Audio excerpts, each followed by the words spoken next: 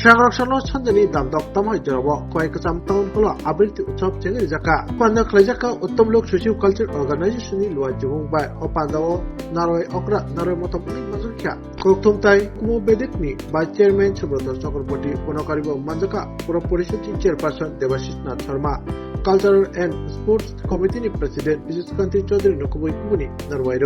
অসল উত্তম দৌ অর্গানাইজেশনनि বখাক্তৈ আবৃত্তি বাতাইনাই রত্ন প্রায় মানে ইয়াগুলো জাগাই নারওয়াই রকনি ইয়াকতিনো বরং ইয়াগো সকাত বহাইনো ইয়াফাজাকা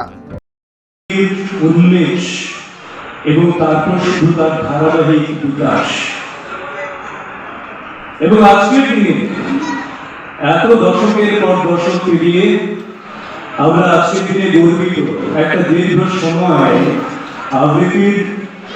সেই জায়গাটা ছিল না যে আবৃত্তিতে সিসিআরটি স্কলারশিপ হবে, কিন্তু বর্তমান সময়ে আবৃত্তিকে অন্যান্য শিল্প মাধ্যমের সঙ্গে সিসিআরটি স্কলারশিপের অন্তর্ভুক্ত করা হয়েছে। যারা আমরা ভাবতাম শুধু আবৃত্তি করে কি হবে, এটা একটা দুর্বল মাধ্যম। আমি বলি এটি অন্যান্য অনেক সাংস্কৃতিক অঙ্গনের পাশাপাশি একটি অত্যন্ত বলিষ্ঠ মাধ্যম আবৃত্তি শিল্প। প্রথমত নিজের মাতৃভাষাকে শুদ্ধ গৌরবের ইতিহাস, আর পরবর্তী প্রজন্মকে এই ইতিহাসের ধারায় সমৃদ্ধ করতে, এই সংস্কৃতির ধারায় সম্পৃক্ত করতে যারা দায়িত্ব নিয়ে কাজ করছেন, উত্তম আলো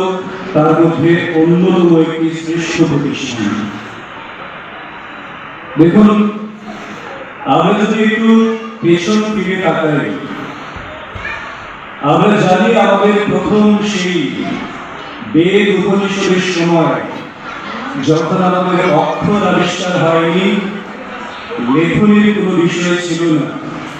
শুধুমাত্র পণ্ডিতজনরা, বিদ্বজ্জনরা বলতেন আর বাকিরা সামনে বসে শুনতেন, শুনতে শুনতে জ্ঞান অর্জন করতেন। এখান থেকে